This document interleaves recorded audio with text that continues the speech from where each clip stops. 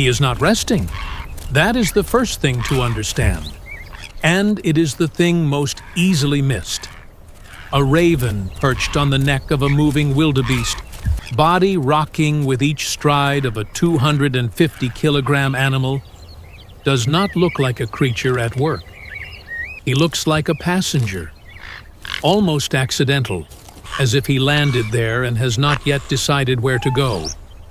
But watch the head. The head does not move with the body. While the wildebeest walks, hooves striking dry clay in 4/4 time, the whole herd moving south as it has moved south every year before, the raven's head stays almost perfectly still. It pivots, it tilts, it holds. The rest of the bird absorbs the motion beneath it.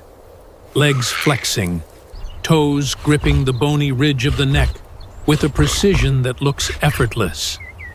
But the head is doing something entirely different. The head is reading. What it reads is not visible. The musculature beneath that hide, the fibers running from the base of the skull to the shoulder blades, carries information the raven has spent years learning to decode. A slight shortening along the left side of the neck. A micro-oscillation in the rate of breathing, detectable only in the rise and fall of the ribcage against its own toes. The angle at which the right ear swings, not the whole ear, just the terminal third, rotating on its muscular base by fractions of a degree. None of this is decorative. It is a language, and the raven is listening with every receptor it possesses. There is a moment before the moment. Every watcher of this behavior eventually notices it. The interval, 3 seconds, 4, sometimes longer, when the raven goes completely still. Not still in the way of a bird resting, still in the way of a system running at full capacity. This is the raven before it acts. What precedes action is evaluation. The animal beneath it has quickened its gait slightly. Not alarm, but the pace of something unresolved at the edge of its attention. The ears are active. The raven reads all of it, and from that reading constructs a probability. If I move now, the neck will drop left.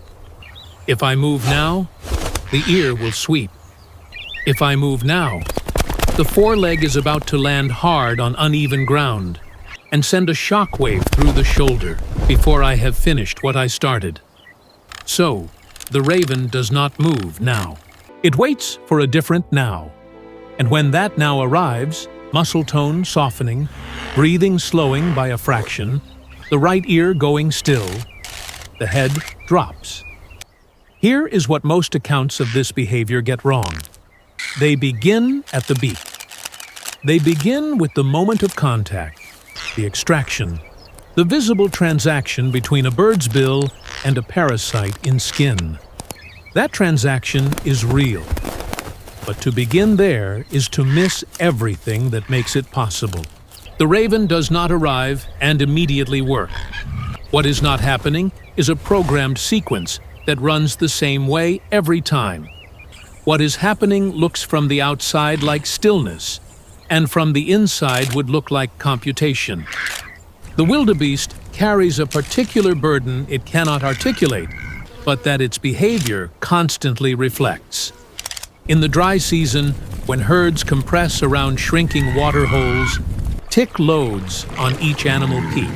Amblyomma variegatum, a three-host tick that requires a large mammal for its adult stage, concentrates at the base of each ear, in the undersurface of the neck, in the axillary folds behind each foreleg. These are zones of maximum parasitic impact and zones that the wildebeest's own behavioral repertoire cannot reach. The animal can rub its neck against another animal, flick its ears with enough speed to send smaller insects airborne. But for the deeply embedded adult tick at the base of the ear, none of this is sufficient. The architecture of its own body defeats it.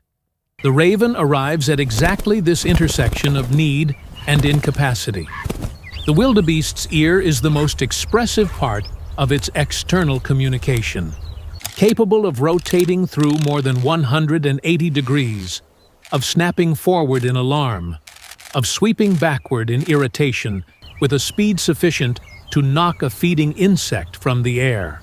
Any organism that intends to work at the base of that ear must understand its movement schedule, must anticipate its trajectory, must know, before the movement begins, that it is about to begin. On a morning in early October, a raven lands at the withers of a large female wildebeest. It does not immediately move toward the ear. It stands, watches. This specific animal has been visited before. The raven's preliminary evaluation is shorter than it would be with a stranger, calibrated to a history of previous sessions. It walks parallel to the spine, staying consistently within the animal's peripheral vision, then angles forward to a position 4 centimeters below the base of the left ear. It stops. The ear rotates slowly. The raven watches it. When the ear reaches the forwardmost point of its arc and pauses, as ears do in the moment of maximal extension, the head drops. If you've ever felt the precise weight of being allowed rather than safe, you already understand something about what it means to watch a raven work at the base of a wildebeest's ear. The birds that do this across generations, working the same behavioral territory their parents worked, deserve the kind of slow attention the raven itself practices. If that is what you come here for, stay with us. What the raven does in those seconds of contact looks, on its face, simple. It removes something. The beak opens fractionally, closes at a specific depth, withdraws. The motion is unhurried. The tick comes free. The beak lifts, and the head drops again to a new position 2 or 3 millimeters from the last. But that description has not accounted for a single variable the raven is simultaneously managing. Its feet read the muscle state of the neck through the skin of the host. It tracks both ears, because the right ear, though not the site of work, carries more reliable alertness information than the working region itself. It monitors respiratory rhythm for any acceleration that precedes a head movement. It is aware of every other raven within visual range, because another bird approaching from the wrong direction risks triggering a reflex that no established trust would override.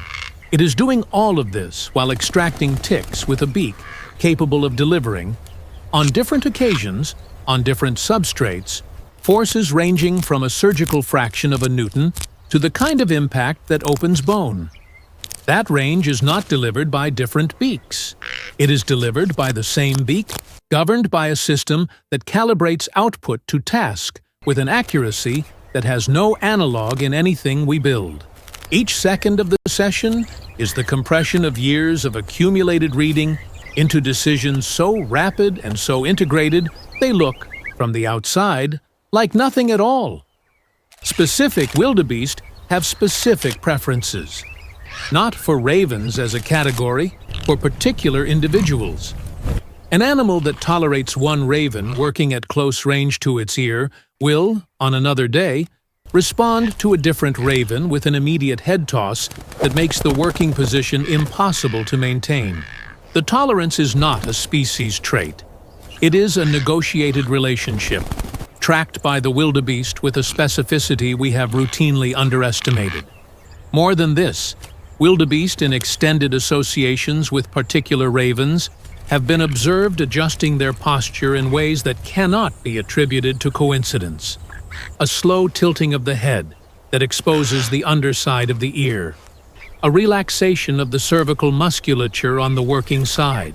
These are small adjustments that happen specifically in the presence of trusted individuals and not with strangers. The wildebeest is not a passive platform. It is a participant. Not every session ends well. After working the left ear region for several minutes, the raven moves forward toward the submandibular fold, beyond the zone where the host has previously demonstrated tolerance. The wildebeest's right ear snaps forward. The neck drops and swings left, covering 40 centimeters in less than half a second. The raven is simply no longer in contact with something solid. It lands 4 meters away in the dust, sits, watches. The wildebeest does not flee. What ended the session was not aggression. It was reflex, a muscular response to a position that crossed an internal threshold. Within 90 seconds, the animal's ear settles, and its attention returns to the herd. The raven waits 3 minutes. Then it approaches from the rear along the path that has historically produced the clearest tolerance signal, returns to the base of the left ear, and begins again. This is not obstinacy. The raven received a communication, not there, not now, and rebuilt the session from what was still working. The capacity to do this, to use failure as recalibration rather than deterrent, is what makes any sustained relationship between these two animals possible at all. There is a particular kind of raven that attempts to shorten the waiting. Young birds move toward the working region before the preliminary evaluation is complete.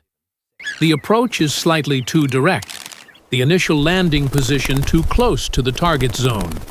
The first contact attempt comes before the host's breathing has offered the window that makes extraction possible. The host reacts.